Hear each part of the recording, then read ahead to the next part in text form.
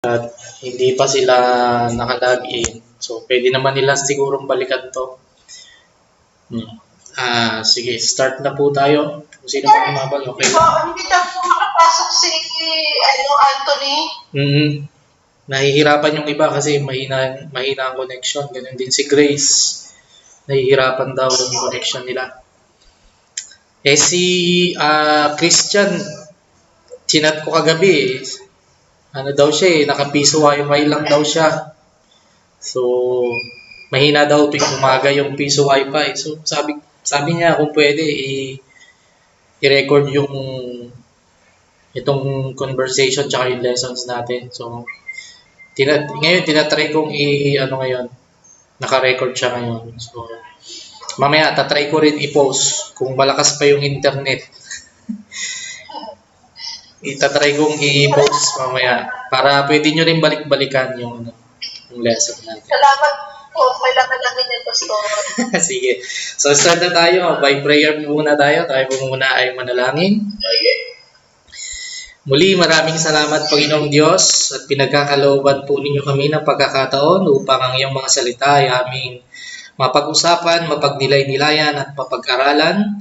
At sa hapon pong ito na ipinagkakaloob po ninyo sa amin upang magamit, ay bigyan po ninyo kami ng kaalaman at karunungan sa amin pong pag-aaralan ngayon pong hapon na ito. Salamat din po Panginoong Diyos sa teknolohiya na amin pong ginagamit Panginoong Diyos sa hapon pong ito upang kami po ay makapag-aral sa iyong mga salita. Mula po sa iyong mga salita Panginoong Diyos sa Biblia, kami po ay pukawin po ninyo ang aming mga puso, damdamin, at ang aming mga pagkauhaw sa ministeryo upang ito po ay aming magamit sa kanya-kanya naming lokal na iglesia, Panginoong Diyos. Lord, idinadalangin at inilalapit din po namin sa iyo ang sitwasyon ng buong mundo at paglaganap ng pandemya sa buong mundo ay amin pong ipinapanalangin.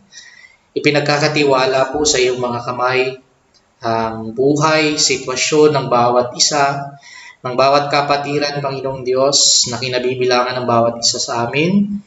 At gayon din, Panginoong Diyos, lalo tigit sa lahat sa mga frontliners, sa mga doktor, nurses, at sa mga medical practitioners na pinagkakalooban po ninyo ng kamalayan upang makontain, Panginoong Diyos, ang pandemyang ito. Gayon din po, Panginoong Diyos, sa lahat po ng iglesia, nawa, Panginoong Diyos, gamitin po rin ninyo ang bawat iglesia po, bawat anak po ninyo na sila po ay maging kasangkapan ng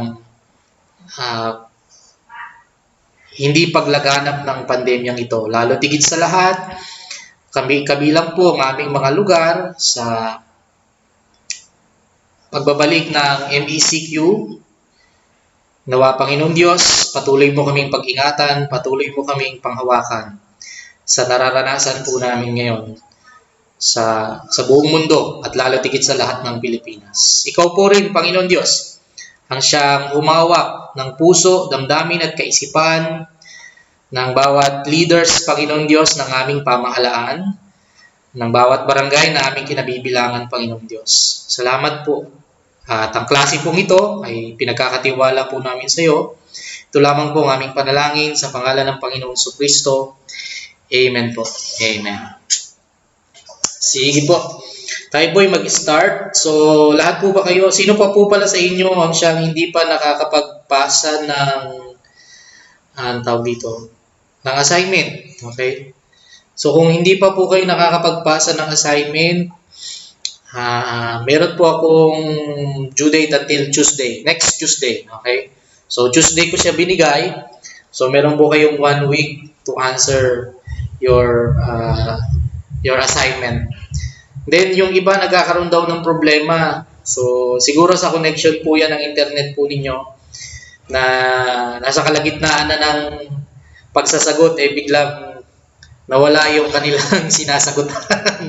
So, ang suggestion ko, isa is isulat po muna ninyo ang inyong answer sa isang document o sa Microsoft Word kung kayo po ay gumagamit ng computer o ng laptop, pwede nyo po munang ilagay yung inyong draft na answer sa Microsoft Word. And then, saka po ninyo i-copy and paste doon sa Google Form, sa assignment po ninyo para mawalan man ng connection yung internet po ninyo. Okay? Mawalan po man ng connection ng internet ninyo is nakasave yung answer ninyo. Hindi nyo na uulitin pati isipin pa. Okay? Good afternoon po, Ma'am Heidi. So, nagsisimula na po kami pero uulitin ko po, pwede nyo pong balikan mamaya itong lesson pong ito kasi nire-record ko po yung ating hello. Nire-record ko po yung ating lesson ngayon. So, pwede nyo po ulit siyang balikan. Okay? Pwede nyo siyang balikan mamaya. So, start po tayo. Ang atin pong pag-uusapan is about the book of Job. Okay?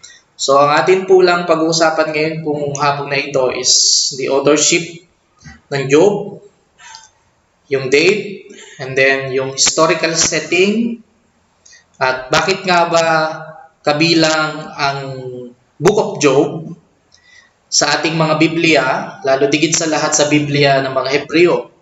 Kasi po, bilang Christians, di po ba, ang Old Testament ay inangkat po natin, it is originated from the Hebrew Bible.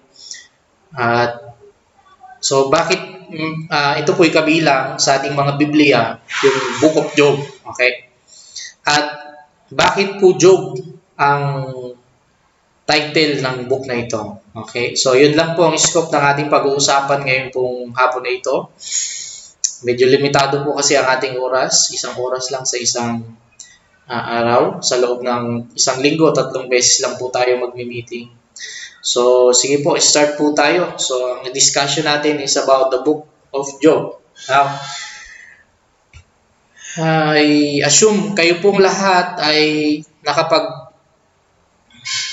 nakapanood na nung video na inattach ko po doon sa inyong mga assignment. Okay? Doon po sa mga in-answer ninyong assignment, nakatouch po doon yung overview ng kalahatan ng Book of Job. At ito po ay ang tawag dito, naka-divide sa 3 section.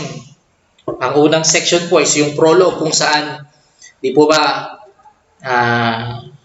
tawag dito, dinidescribe ng manunulat kung sino si Job, and then the conversation ng 3 kaibigan at ni Job, at biglang pumasok ang isang tao, at ganoon din po sa pinakahuli ay in-explain po ng Diyos yung kanyang side about sa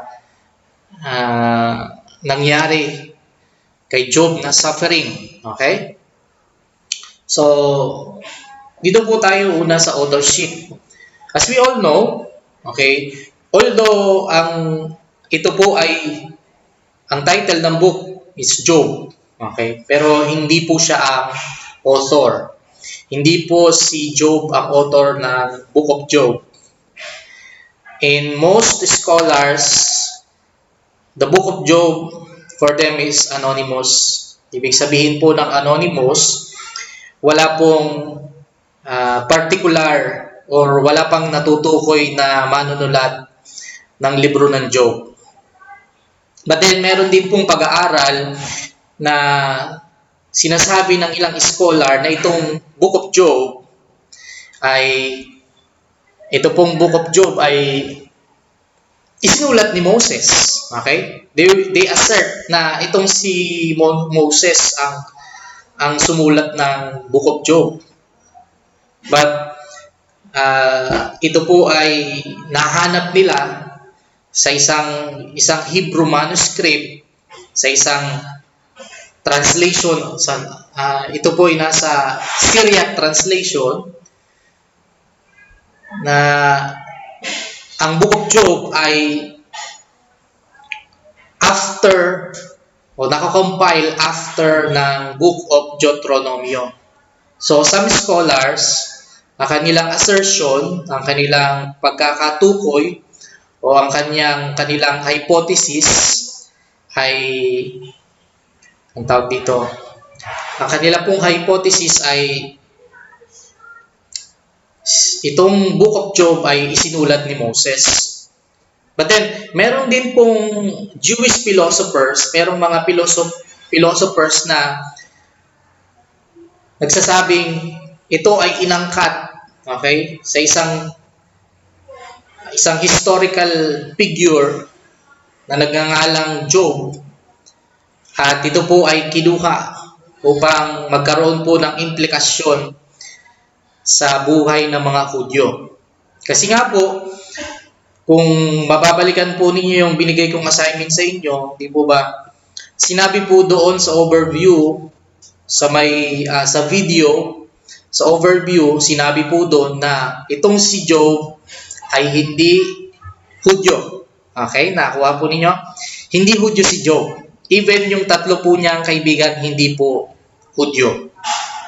So, meron pong pag-aaral na itong mga scholars na ito ay, itong philosophers na ito ay, ang kanilang assumption, inangkat po itong buhay ni Job para magkaroon po ng pag-aaral o para magkaroon ng implikasyon sa buhay nila bilang mga Hudyo at may apply nila sa kanilang buhay. Kasi nga po, di po ba, nakipagtipan po ang Diyos sa bayan ng Israel. Yung kanyang pagkikipagtipan po ay binigyan niya ng mga utos ang mga Israelita. At yung kanyang pagbibigay ng mga utos is, ang pinaka-pumapaloob po doon is yung mahalin nila ang Diyos ng buong puso, buong pag-iisip, buong pagkaluluwa, at buong kalakasan. So, paano nila iibigin ng Diyos? Dito po sa tanong sa Job, paano nila iibigin ng Diyos kung hindi nila mapagkakatiwalaan ang Diyos? Kasi kung mapapansin po ninyo, di po ba, si Job is in the first chapter, second chapter, ang pagkaka-describe kay Job, he is blameless, he is righteous. No? Ibig sabihin po nun, malapit na malapit siya sa Diyos. Isa siyang righteous person. But then, dumating po sa buhay niya, yung bagay na magbibigay ng question sa kanya, na ang Diyos ba ay makatarungan? At kung ang Diyos ay makatarungan, bakit siya nagsasuffer? At kung siya ay nagsasuffer, paano niya mamahalin ang Diyos kung hindi siya makatarungan sa mga tapat sa Kanya? So, yun po ay binigyan po ng mga Hudyo, o ito po ay sinasabing inangkat ng mga Hudyo para sa ganun, maintindihan po nila kung paano nila mamahalin ang Diyos sa gitna ng suffering. Okay? Sa gitna po ng kanilang suffering, paano nila mamahalin ang Diyos? So, ibig sabihin po, connected po ito sa covenant ng Diyos sa mga Israelita. Bakit po siya kinabilang sa Biblia? No? Bakit siya kabilang sa Biblia? Because meron pong implication po ito sa covenant ng Diyos, kung paano nila ipamumuhay yung covenant in the midst of their suffering. Okay? In the midst of suffering, it doesn't mean na kinalimutan ng Diyos ang kanilang covenant. In the midst of their suffering, hindi ibig sabihin nun ay hindi na sila mahal ng Diyos. In the midst of suffering, paano nila mamahalin ng Diyos? Then, ito pong Job ang nagsasabi sa kanila kung paano nila mamahalin ng Diyos at kung paano sila magkakaroon ng tamang perspective kung paano nila susundin ang covenant ng Diyos sa kanilang buhay. Ngayon po, doon sa authorship naman, At kung titignan po natin ang Biblia, si Job ay na-mention sa Old and sa New Testament. Okay? Yung authentication ni Job is siya ay historical man. Historical siya. Ibig sabihin, totoo po siyang nabuhay. At dalawang bagay po from the Old Testament at sa New Testament ang nagpapatunay po noon at pwede pong gamitin po natin as proof, okay, bilang pagpapatunay na itong si Job ay totoong tao, okay, hindi lang siya gawa-gawa, kundi isa siyang totoong tao. Because his name, ang kanya pong pangalan ay nabanggit mula sa Old Testament, sa libro ni Ezekiel. Kung i-take doon po ninyo para makita po ninyo, Ezekiel chapter 14. Okay? In Ezekiel chapter 14, verse 14 and verse 20, the name of Job was mentioned there. Kung maaari po, pwede nyo po ngayong tignan yung Ezekiel chapter 14, verse 14 and verse 20. Siya po ay minention. Okay? At kung papapansin po ninyo yon, yung pagbanggit po sa pangalan ni Job is nakalinyada sa pangalan ni Daniel. At sino pa po yung isa? Kung nakita po ninyo, sino yung nakalinyada kay Job? Si Daniel, and then yung isa pa pong tanyag. Okay? Isa pa pong tanyag dyan na pangalan na nakalinyada sa pangalan po ni Job. Let me read my Bible. Sabi po dito sa Ezekiel, si Noah, si Noah, si Daniel, at saka si Job. Ito pong mga taong to, bakit po nandoon yung pangalan ni Job? Okay, isang bagay po is because he is a historical person. At yung pagkakabanggit po kung sino si Job sa unang mga kabanata ng librong itong ating pinag-aaralan is he is a righteous person. Now, he is a righteous person. Ibig sabihin, in the eyes of God, he is pleased with Job. Like to Daniel, no? Ang pangalan ni Job is nandyan dahil siya po ay kinalugdan ng Diyos. And then in the New Testament, sa New Testament po, na-mention din po ang pangalan ni Job sa libro o sa sulat kay Santiago, James chapter 5. In James chapter 5, verse 11, the name of Job was mentioned there. At ang pagkakasabi po dito sa Santiago, in James chapter 5, bakit po niya sinama dito at bakit niya na-mention dito yung pangalan ni Job? Sabi po dito chapter 5, verse 11, behold, we consider those blessed who remain steadfast. You have heard of the steadfastness of Job, and you have seen the purpose of the Lord, how the Lord is compassionate and merciful. So, sa pag-mention po sa New Testament, particular sa James chapter 5 verse 11, ito pong si Job is a historical man na tinitingala even with Jewish and Christian leaders, even during the time of the apostles. Itinitingala at kinikilala po nila si Job, no? Na sabi po doon ni James o sa sulat kay Santiago, si James, na itong si Job ay isang patient man, no? Bakit? So why? Kasi nga, di po ba? Ang dami niyang pinagdaanan sa buhay, ang dami niyang suffering na pinagdaanan.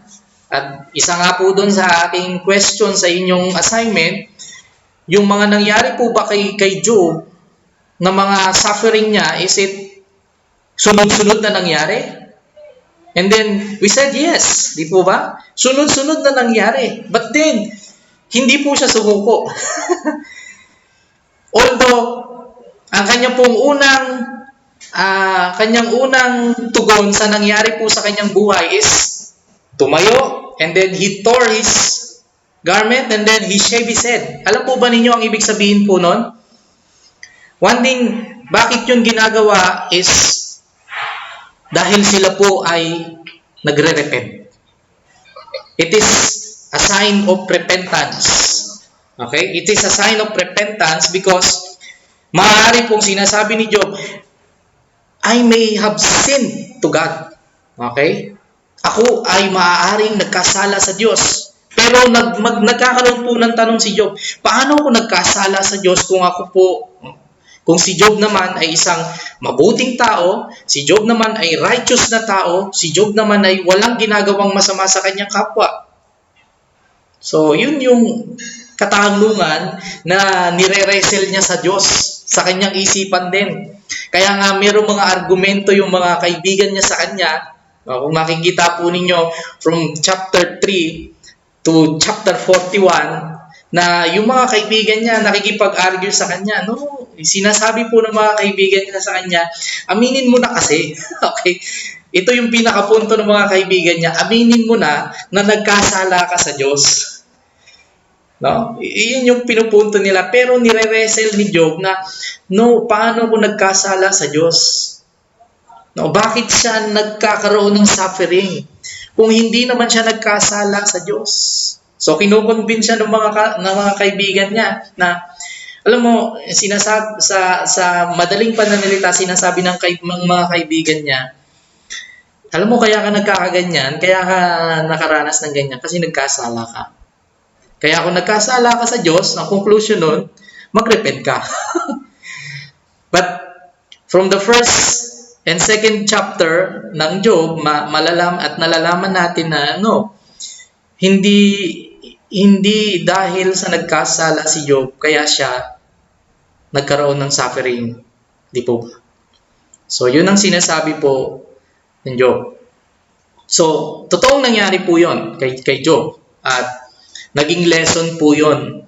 Even to the Old Testament people and even to the New Testament people.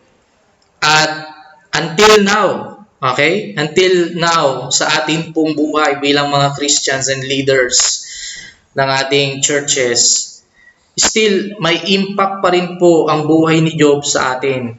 At ito po ang pakatatandaan ninyo, na pwede po ninyong gamitin ang buhay ni Job as an illustration, as an example. No?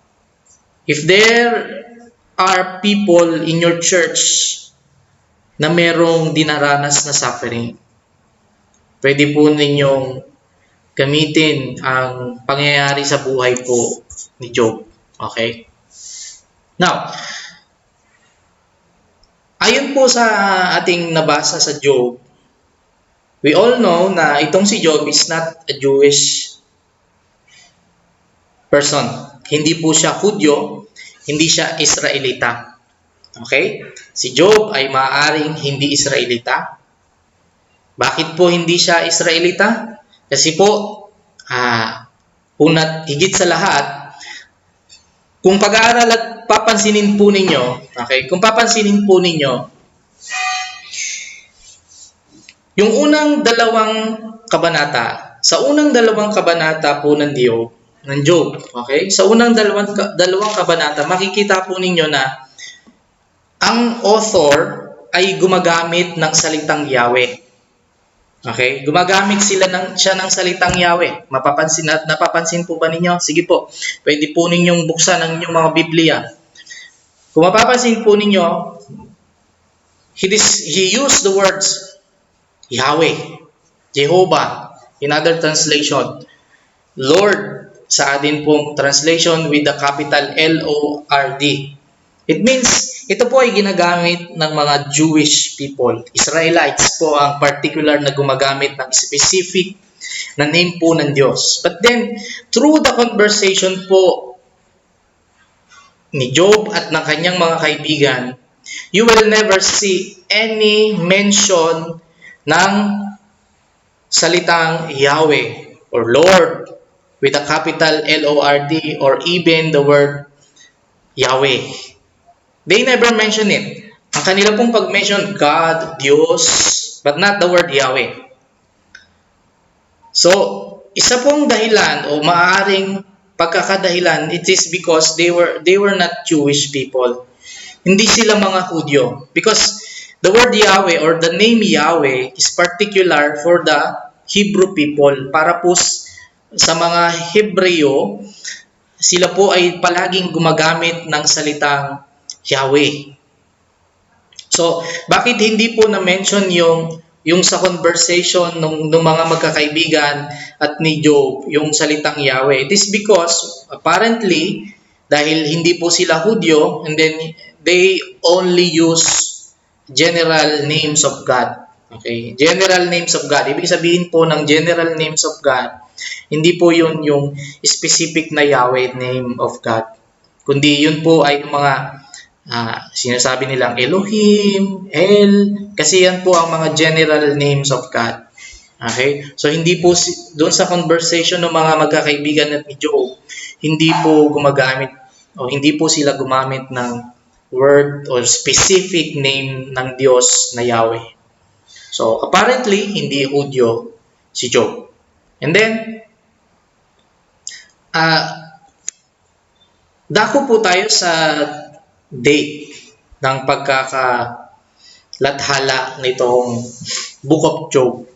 So, the Book of Job is probably, okay, ang historical setting maaari ng Book of Job is before or during patriarchal period. Pag sinabi po nating patriarchal period, ito po yung mga ama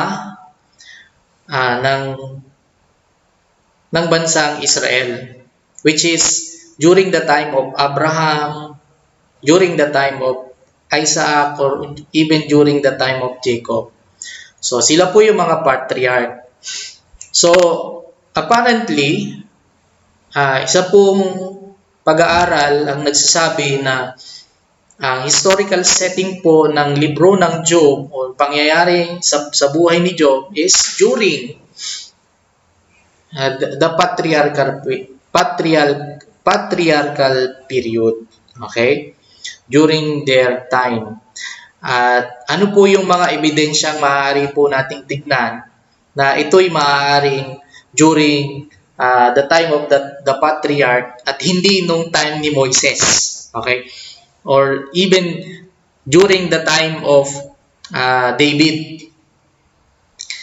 Isa pong bagay na pwede nating tignan is dahil po yung ginawa po ni Job sa chapter 1 verse 5. Kung pwede nyo pong buksan yung inyong mga Biblia sa Job chapter 1 verse 5. Sabi po dito sa Job chapter 1 verse 5, sinasabi po dito na itong si Job in verse 5, and when the days of the feast had run their course, Job would send and consecrate them, and he would rise early in the morning and offer burnt offerings according to the number of them all. For Job said, it may be that my children have sinned and cursed God in their hearts. Thus Job did continually. Ibig sabihin po, si Job na yung nag-alay sa Diyos, okay? Nag-alay siya sa Diyos. But kung babalikan po ninyo, kung kayo po ay nakapag-aral na ng Old Testament 1 and 2, in Old Testament 2, the historical books, hindi ba, mapapansin ninyo, sa tabernacle, sa templo, sino po ang naghahandog ng burnt offering? Di po ba? Hindi po hindi kung sino-sino ang nag-o-offer doon, di po ba? Dahil kung priest lang ang pwedeng mag-offer noon ng burnt offering and even any other offering sa templo at sa tabernacle. Kasi kapag ka nag-offer ka at hindi ka katanggap-tanggap sa Diyos, ikaw ay mamamatay. Okay? Kasi ikaw ay considered as unclean. Kaya, maaari na itong historical setting ng Job is before Moses and during the time nila Abraham, Isaac, at Jacob. Maaring during their time. Kasi during their time, o maaring sabihin po natin, na even during Abraham's time, merong mga priest. Di po ba? Maaring itong si Job is acting as a priest for his family. Okay? Siya ang nagiging saserdote para sa kanyang pamilya. So, during the time of Moses, hindi po pwede yun. Even during the time of David, hindi po pwede yun gawin. Dahil there are particular priests na dapat lang at may karapat-dapat lang na ang tawag dito, maghandog ng susunugin para sa Diyos. Ngayon, isa pang bagay na maaaring magbigay sa atin ng kaalaman tungkol sa historical date and setting nitong Book of Job is doon sa huling banda ng libro. Kasi minention po doon in particular chapter 42. In chapter 42, okay? In chapter 42, minention doon yung edad ni Job bago siya mamatay. Okay? He lived how many? 140 plus years. Okay? He lived 140 plus years. Pero, ang sabi po sa atin sa Bible, there are period of time na ang Diyos is binigyan na ng limitasyon yung edad ng tao. Okay? Binigyan na ng Diyos ng limitasyon ng edad ng tao. If I will recall, it is 120. But Job's life span is 140 plus. Particularly, minention po ito sa chapter 42, verse 16. No? Na siya po ay nabuhay ng higit 140 taon. And then, ito pong libro pong ito is considered as poetic, okay? Poetic book. Poetic. Pag sinabi natin poetic book, it produces wisdom, okay? It is a wisdom literature. At ito po ang genre ng libro pong ito. But then, yung genre ng wisdom literature or genre ng poetic book is nagkaroon lamang po ng liwanag during the time of David. Okay? Yung sinasabi nating wisdom is nabigyan lamang ng liwanag during the time of David through the kings of Judah, in particular ni Hezekiah. Okay? Ni Hezekiah. And then, ganun din po yung anak ni David na si Solomon. Yung pag-uusap tungkol sa wisdom is na-develop lamang during the kings, particular kay David, through the king of Judah, and particularly kay Hezekiah.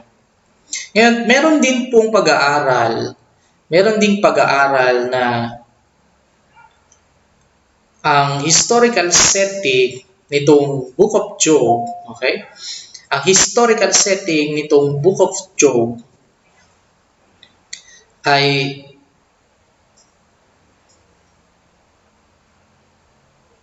unknown. Pag sinabi natin unknown, there's no particular date or not yet even discovered yet. But then, doon tayo magbabase sa mga maaring ebidensya natin kung kailan at anong period na maaari nabuhay itong si Job. At Yun pong ating na-mention kanina is dalawa lamang sa maaaring ebidensya para matukoy natin kailan ba talaga nabuhay itong si Job.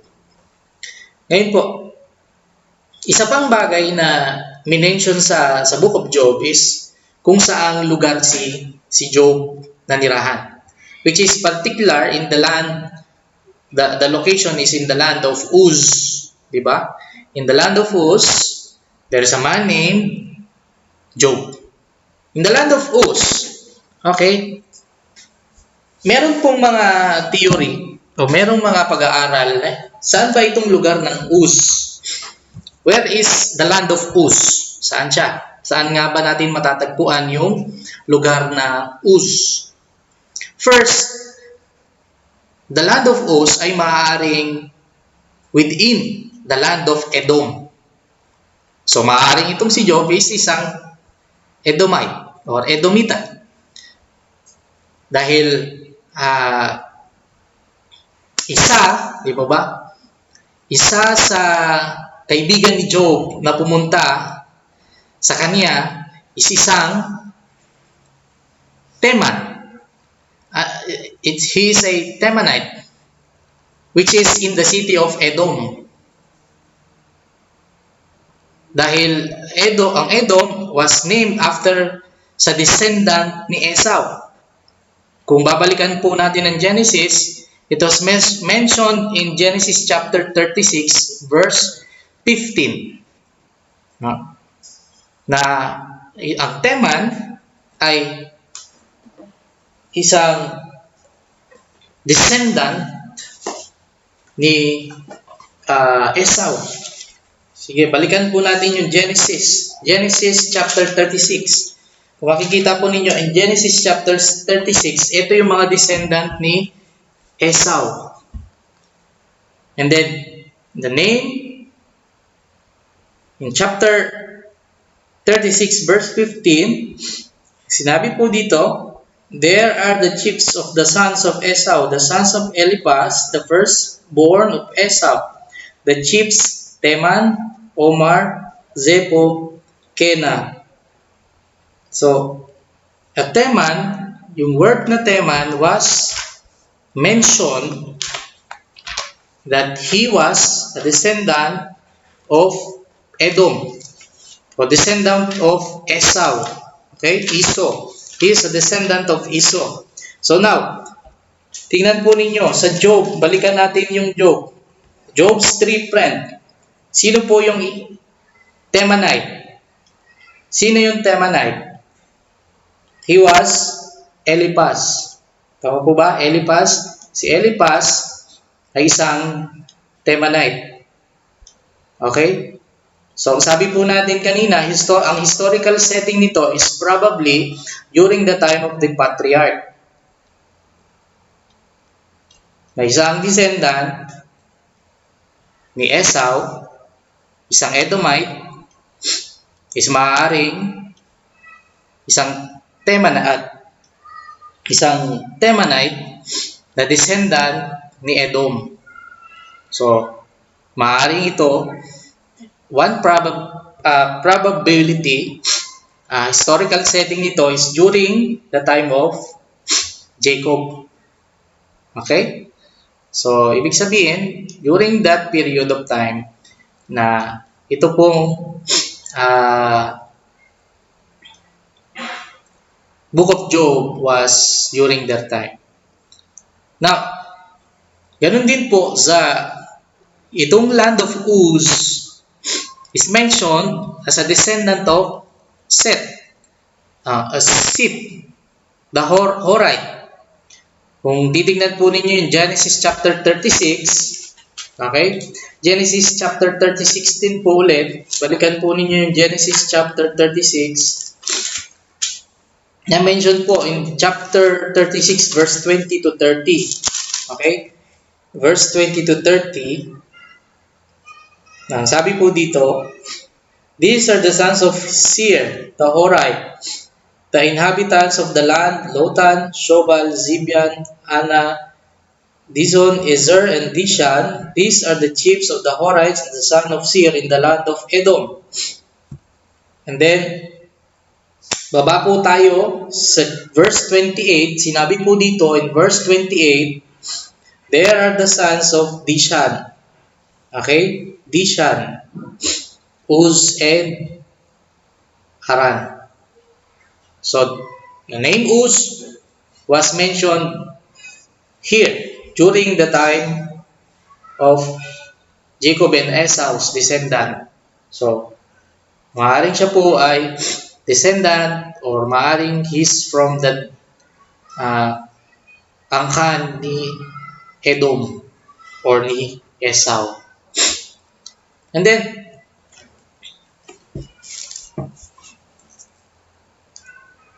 isa pa pong bagay o isa pang maaring location nitong Uz na kung saan nandoon po naninirahan si Job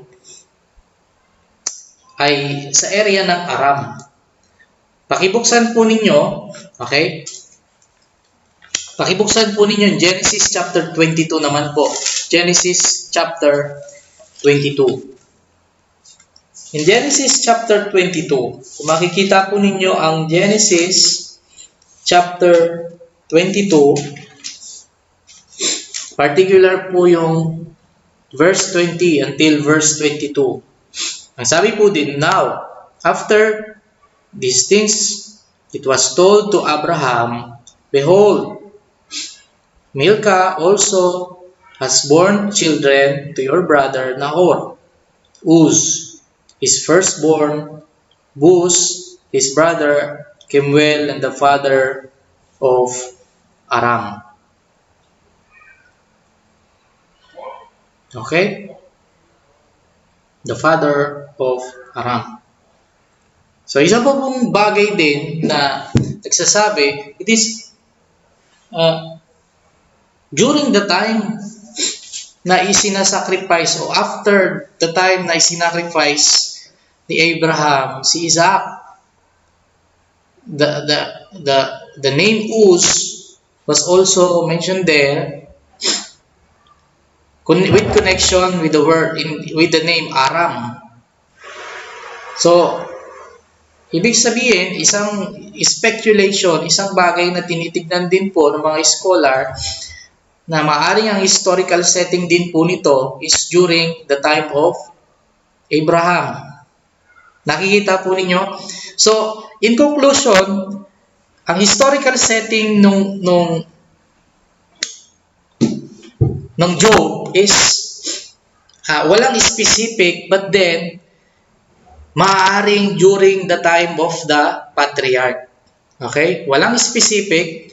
Ibig sabihin, it is uncertain, but it is possible na ito pong historical setting ng Job is during the time of the patriarch period. Ibig sabihin po, ulitin ko po yung patriarch period, it is during Abraham, it's during Isaac, and it's during Jacob. Maaari pong sa kanilang panahon na buhay itong si Job. It is possible na during that time na nabuhay itong si Job. So, dako po tayo sa tanong na bakit Job? Okay? Bakit Job ang pangalan ng libro? Bakit Job ang pangalan ng libro? Siyempre, it was taken from the main character, which is, his name is Job. Pero, it has historical, although it is historical, meron din po itong theological implication. Kasi po, meron pong meaning ang pangalang Job. Okay? Meron pong meaning ang pangalang Job. It is in Hebrew Bible o Hebrew words. Sa Hebrew words po, ang pangalang Job, it means to be an enemy. Maging kaaway. Okay? It is the root of the word Job. It means, ang ibig sabihin po ng pangalang Job is ikaw ay kaaway, isang kaaway, o maging isang kaaway. Ikaw ay kaaway ng Diyos. Okay? Isa pong bagay na translation ng pangalang Job is maging kaaway ng Diyos. Or the one whom treats God as an enemy. Ikaw ay tinuturing ng Diyos na kaaway. Pero meron naman pong isang meaning, yung pangalang Job sa Arabic root, na ang ibig sabihin ng pangalang Job is the one who repents. Okay? The one who repents. Ito po ang isang meaning ng pangalang Job. It is the one who repents. But then, meron din pong translation ng pangalang Job na minimension na itong pangalang Job, it means, nasaan ang aking ama?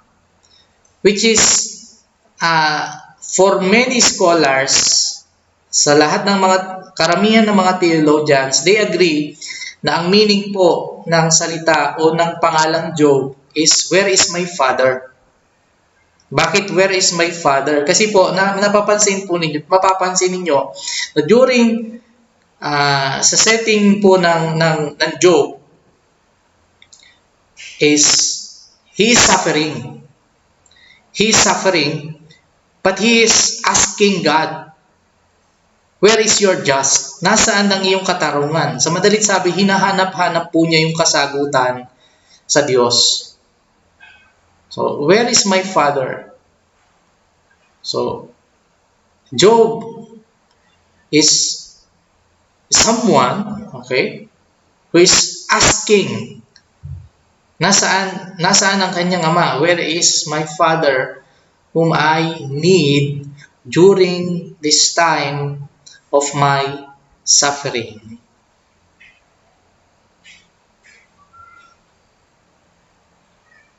At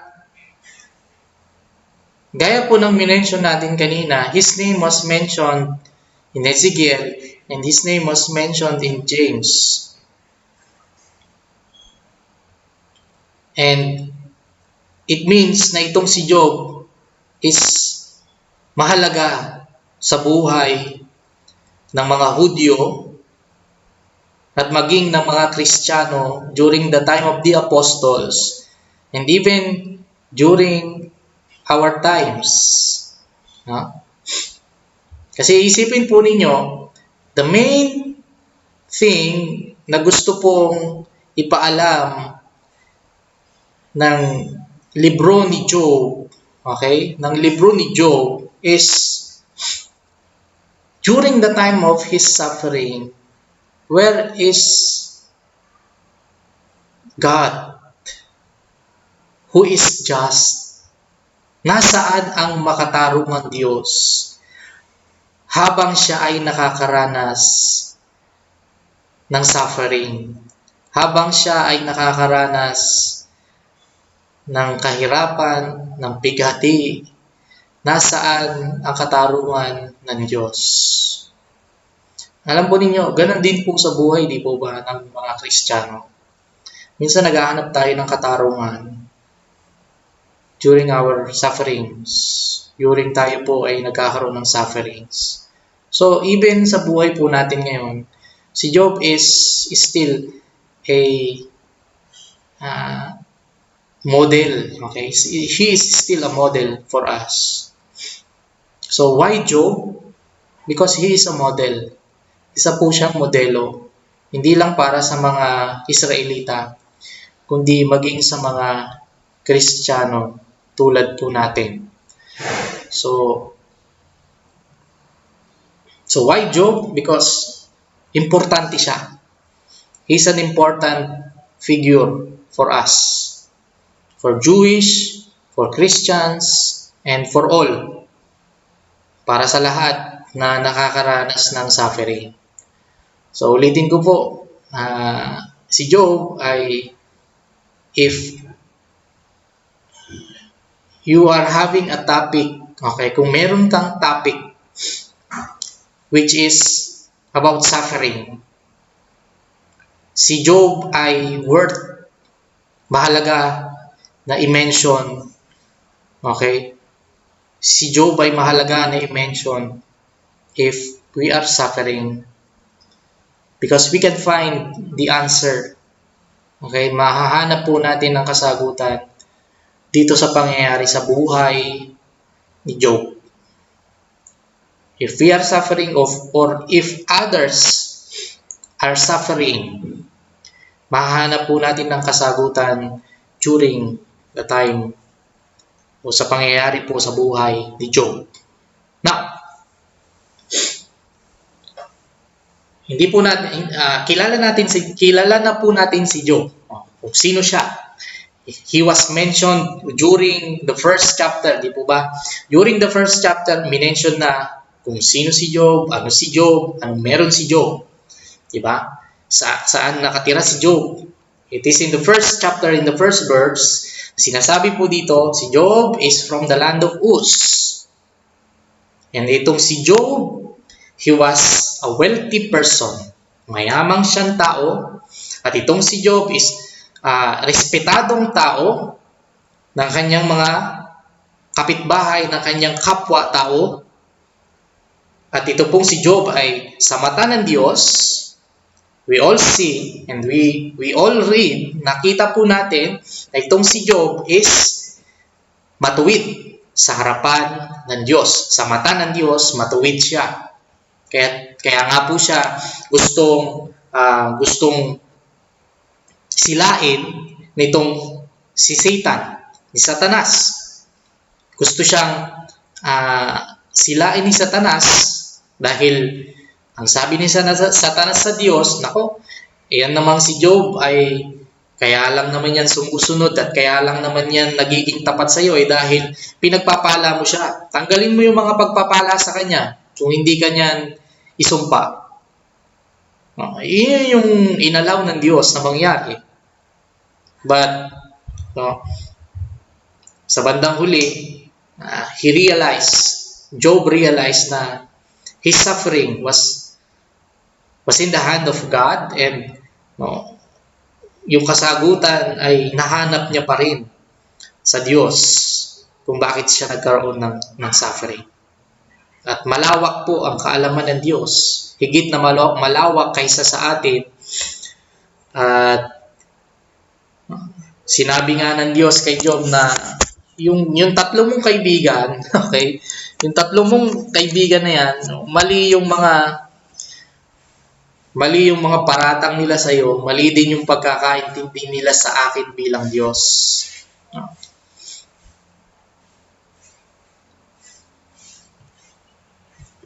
At masasabi po natin na itong si Job is challenge niya yung sovereignty ng Diyos. Challenge niya yung pagiging Diyos ng Diyos. No?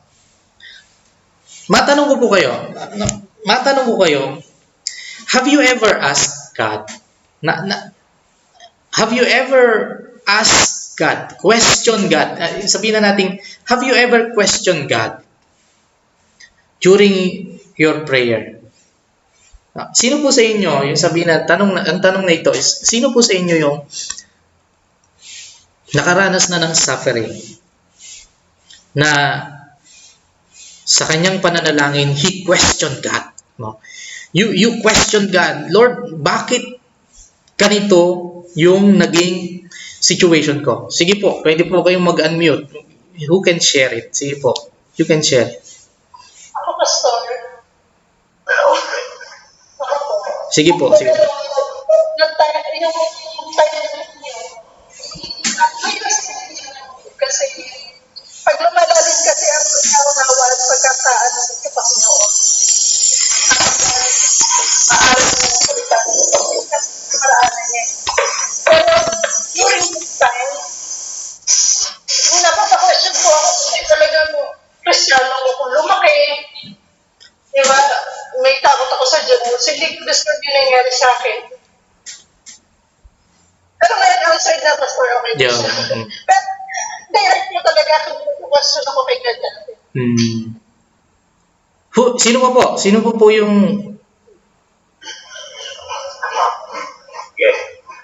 Sige po, Ma'am Rose. Yung ako talaga nangyari. Mm. Ibig sabihin, meron po akong pinuntahan na lugar, tapos bukod po ako sa isang hindi naman masyadong malalim na butas. Ibig sabihin nito, talagang tumbaywang. Tapos po sakit, pero Kristiyano na kasi ako. Talagang ano na po yung pagiging mainit ko na you'll never forsake me, ganon. Tapos grabe na talagang ang sakit na nangyari. At sabi ko, Panginoon, bakit niyo po ako binabayaan? Hindi ko sa question. Question ko yung, bakit inalaw niya na makatulog ako doon sa malaking na lugas na yun, na kung sa akin para sa pamilya. But then, God answers.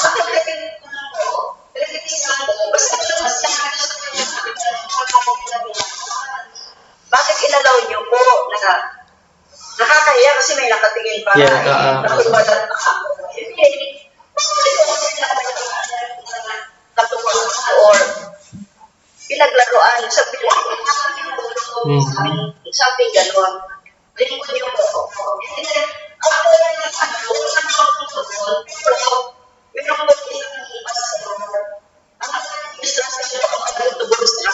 Sabi niya, meron daw po isang pupunta na Amerika, okay na daw po lahat, nandun po sa airport, kung bakit, sabi po ng kanyang hindi tuloy ang kanyang travel. Nagtaka din siya, pero ang tugon doon, yung pala sa ay bakit. So naisip ko na lang, baka may ahas na masasalubuan. I see. Ganun lang po. Yung iba po, sino po ang pwedeng mag-share? Sige po, paki-unmute na lang po. Hello po. Sige po. Ako naman po yung sa time po na nahiwalay po yung nanay at tatay ko po, bata pa lang po ako. Tapos lagi na-question po sa akin yung bakit po naghiwalay sila. Kasi mga kanila mga tao sa akin is walang kwenta. Wala yung mga magulang. Parang ang ano po talaga, yung bata po. Pero nung binago na po ni Lord yung puso ko, ito po yung pinakamasaya kasi po, nalayo ako sa kanila. Magkakalagilan po, 7 years na rin ako sa kanila. Tapos, Mindanao. Pero po, alam ko may kalawang ito yung pwede niya sa akin na ako yung pwede po ma-share yung word Lord sa mga kamag-anak kasi ako lang po yung born again po sa amin. Kaya po masasatan ko kay Lord, may dahilan po talaga kayo sa buhay ko. Amen. Kasi po kahit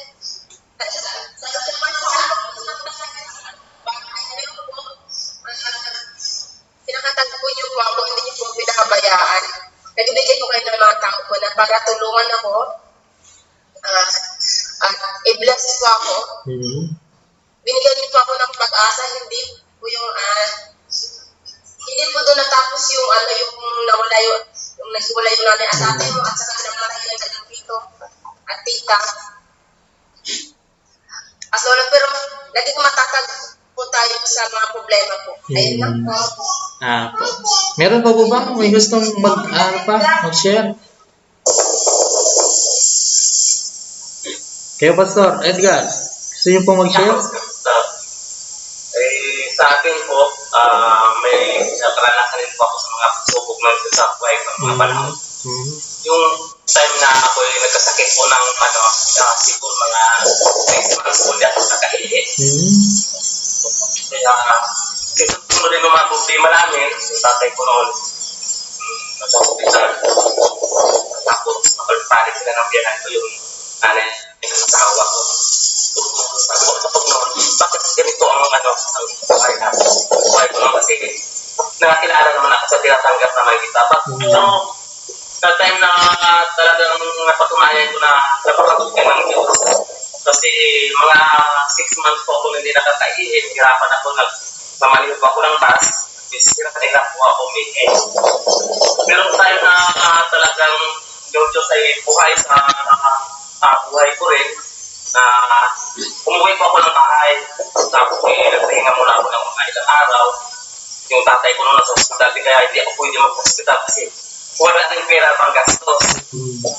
Pero napakabuti ng Diyos ng time na yon na talagang hindi niya po ako kinalimutan na pag umaga po is nag-uusap kami ng misis. Pero gusto ko na sana magkapunta ko ng hospital kasi talagang masama na talaga yung pakiramdam ko. Yung tato po is nandiyan ako sa may kung sakit din taga pero napakabuti ng Diyos, umaga na yun na nakaisip ko bumaba po yung bato at talagang nawala po yung sakit ko. So ngayon po, pag nakaraan natatakot ako magpa-check up lalo sa bato, nagsasabi ko baka mayroong sabihin ng doktor na mayroon akong difference sa bato at may sakit ako pero prescribe ko sa Panginoon na clear na clear po yung kidney ko po, walang damage po. Amen. So yun po. Meron pa po ba? Gusto mo mag-share? So, ngayon po, itong buhay po ni Job na pag-aaralan natin o pinag-aaralan po natin, we can relate to him. Okay? Makaka-relate po tayo sa kanyang buhay. How God was pleased to Job. Kung paano nga ba nalugod ang Diyos kay Job.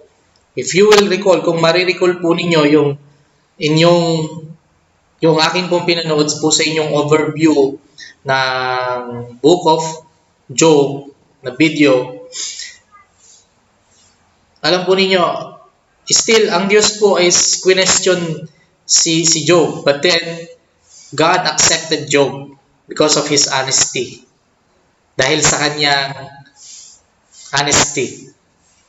Ano po yung honesty ni Job? Hindi niya maintindihan kung bakit siya nagsasuffer, di po ba? Hindi niya naiintindihan bakit nawala yung ari-arian niya, bakit nawala yung mga sons and daughters niya, kung bakit siya nagkaroon ng ganong suffering sa buhay.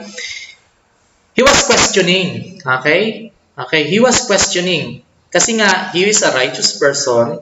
Siya ay matuwid na tao. Even in the eyes of God, he was righteous. But then, he still suffers. Kasi po, ang norm, kapag ikaw ay mabuting tao, pagpapalain ka. Pero kung ikaw ay masamang tao, ikaw ay parurusahan. So, in the view of Job, why am I suffering if I am a righteous person? Bakit ako nagdurusa kung ngayong hindi naman ako nakagagawa ng bali sa mata ng Diyos? Di po ba? So, makaka-relate tayo. Hindi man nangyari kay Job sa buhay natin, still we can relate. Kasi, in the midst of our suffering, minsan napapatanong po tayo sa Diyos, why am I suffering? If I am your son, if I am your child, then why am I suffering? Minsan may tanong tayong ganon. No? Minsan, sabihin natin madalas, kahit sa ministeryo, okay? Kahit sa ministeryo, even in ministry, minsan we question God, Lord, bakit ganito yung sitwasyon ko? Why am I suffering? Diba? Naglilingkod naman ako sa iyo ng tapat. Pero bakit ako nagsasuffer? Minsan we have those kind of question. And then God will answer us. Sa madaling sabi, the wisdom of understanding our suffering and our situation will always come from God. Palagi pong galing sa Diyos ang kasagutan sa lahat ng sitwasyon natin sa buhay. Di po ba? Yun ang pinakamahalaga sa atin sa Christian. We understand that in every situation, God will always have answer. Laging may sagot ang Diyos. And we just need patience. Okay? We just need patience. Kailangan lang natin ng pasensya. Tulad po ng pag-mention ni James sa pangalan ni Job. Kasi ang pagkaka-mention ni James sa pangalan ni Job, itularan natin siya sa kanyang pagkakaroon ng patience. Well, ganun din po sa pandemic na ito. We are all suffering. We are all worried. We are all, nagtatanong. Palagi tayong nagtatanong, kailan ba talaga matatapos ang pandemyang ito?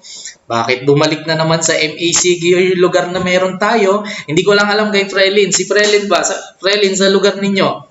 MACQ din? Hello po. Ha? Opo. Iyon. Opo. Tapos yung guardian ko pa po, nurse. Iyon. Sobrang hirap po. Kaya, Tapos isa swab test na ulit. Iyon. Di ba? Yung mga ganitong situation, di ba? We are all questioning. So, why are we having this kind of suffering? Bakit tayo nakakaranas ng ganitong sitwasyon sa buhay natin? But then, alam po ninyo, God will always have answer. God will always have answer. Like how He answered Job. So, yun po ang ating pag-uusapan bukas. Kung ano yung pagkakaiba ng answer, ng sagot ng mga kaibigan ni Job sa sagot ng Diyos sa kanya. So hanggang dito lang po ang ating lesson ngayon. Medyo overtime na po yata ako. Anong oras na ba? It is 10:36 at 3:36 na pala. But then, so siguro tomorrow, let us compare. Okay, bukas let us compare yung sagot po ng Diyos sa kasagutang sinasaad ng mga kaibigan niya sa kanya. So, before po tayo magtapos, magbibigay po ulit ako ng assignment sa inyo. Please do read Job chapter 32 until chapter 42. Okay?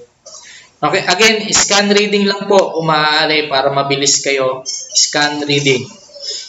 Job, ang reading po natin ngayon para po sa ating pong lesson for tomorrow.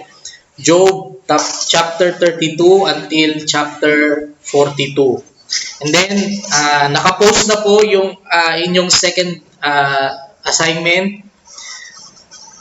sa ating Google Classroom. Yun po ay nasa Job. Yung inyo pong answeran is Book of Job, Part 2. Nakapost na po siya ngayon kung mahanapin po ninyo. Nakapost na po siya ngayon. Okay. So, ganito po dun sa mga nahihirapan dun sa pag-answer ng sa pag-answer ng Google Form. Ang isa diskarte po na pwede kong nagawin ninyo is yung answer po ilagay niyo po muna sa isang draft o sa Microsoft Word. Kung lalo tigit sa lahat, hindi po malakas ang connection ng internet po ninyo kasi talaga pong hindi po siya masisave kasi isa po siyang diretsuhang pag-answer. So, bago po ninyo answeran, ilagay po muna ninyo sa isang document or kung cellphone po ang hawak po ninyo, pwede nyo po munang isulat yung inyong answers. Okay? Then, meron po ba kayong question? Sino po ang may question? Sorry? Pwede papapasa na na. Sige po. Opo, Ma'am Neri. Opo. Pwede naman po sige, may mga pag-aaral ko kung nabasa na maaaring si Job din ang sumulat na sarili ng libro. But we cannot say that kasi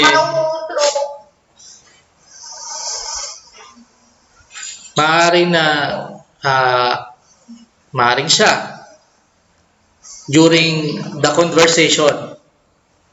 Okay? Maaaring siya during the conversation. ito po yung sinasabing maring ang author is an ancient historian or ancient author. So, isa po yung theory. Okay, isang theory yun. Ate Neri, Ma'am Neri. Isang theory po yun na during chapter 3 until chapter 41 is there is other. Meron pong maaring sumulat noon na ancient o sinaunang author. Pero wala pang konkretong pag-aaral about o kung meron po siyang si Job mismo ang merong contribution sa isinulat na ito. Meron po pong question? Sige po. Isa pa bang Sige po.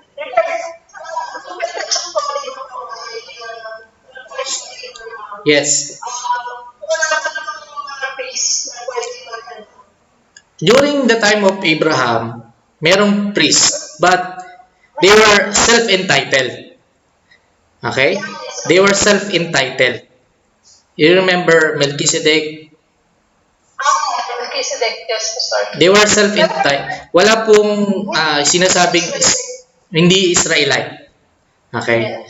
So, yun po yung isang speculation. Okay? So, isang speculation na itong si Job is self-entitled priest. Kaya, during the first chapter, na-mention doon na siya yung mismong nag-sacrifice ng burnt offering. Okay. So, meron pa pong question yung iba? Paki-unmute po kung meron po kayong question. Sige po, hintayin ko kung meron kayong question.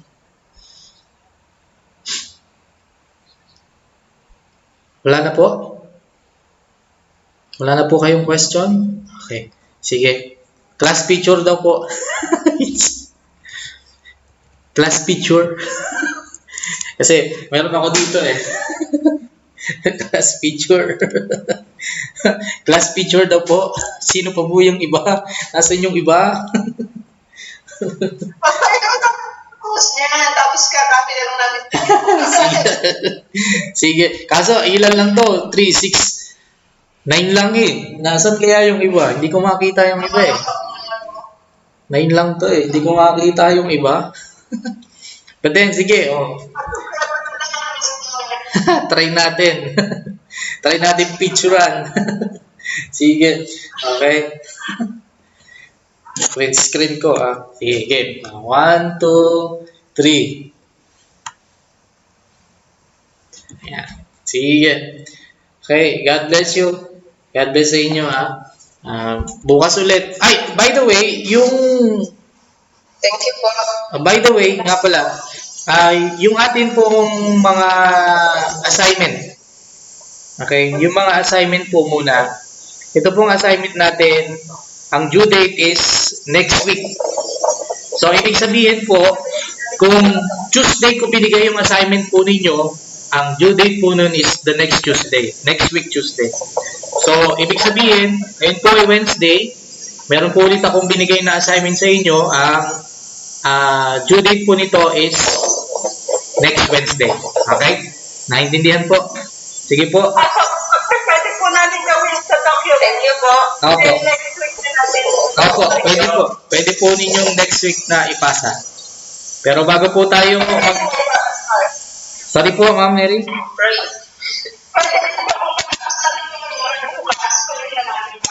Opo, mas maganda kasi related po yun sa ating lesson. Okay. Pero kung hindi po ninyo kaya, siyempre, hirap naman kasi i-force kayo na tapusin agad. Kasi baka may kanya-kanya din kayong ginagawa. So, tulong na rin yun sa inyo na hindi kayo masyadong ma-heavy burden sa mga gawain. Okay? Pero as much as possible, mas maganda na matapos nyo siya agad kasi related siya sa lesson natin sa mga sumusunod na mga meeting natin. So, tsaka isa pa, baka makompile ng makompile, mas lalo kayo mahihirapan kasi hindi nyo siya nagagawa. So, mas maganda, as early as possible, mas maganda.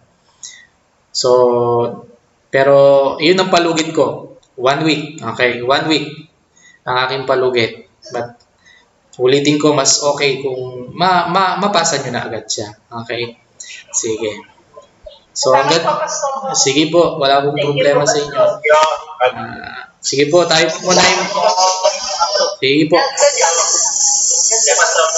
Bago po muna tayo magtapos, pray po tayo, pray. Pray po muna tayo. Maraming salamat, Panginoon Diyos, dakila kang tunay sa aming buhay. At sa oras na ito na ipinagkalaw po sa amin, dinadalangin ko po ang mga estudyanteng ito na patuloy po nyo silang pangingatan, patuloy po nyo silang proteksyonan laban sa pandemic na ito. Dakilang Diyos, balutin po niyo sila ng iyong pagmamahal at ng iyong kapangyarihan. Gayun din, Panginoon Diyos, nilalapit ko po sa inyo ang bawat frontliner po namin, lalo tigit sa lahat ang mga doktor, nurses, and medical practitioners, na sila po ay bagamat nahihirapan na, pagod na, ay nilalapit po namin sila sa iyo, na sila po, Panginoon Diyos, ay patuloy po ninyong pagkalooban ng kalakasan, katatagan at pag-asa sa kanilang pagpapagal bilang nangunguna upang panlabanan ang pandemic na ito. Salamat po, Ama. Sa iyo po ang karangal at katakilaan. Ito lamang po ang panalangin namin sa pangalan ng Panginoong Kristo. Amen po. Amen. God bless po. God bless po sa inyo. Ingat po kayo palagi. Ingat po. Bye-bye. Bye-bye. Salamat. Bye-bye.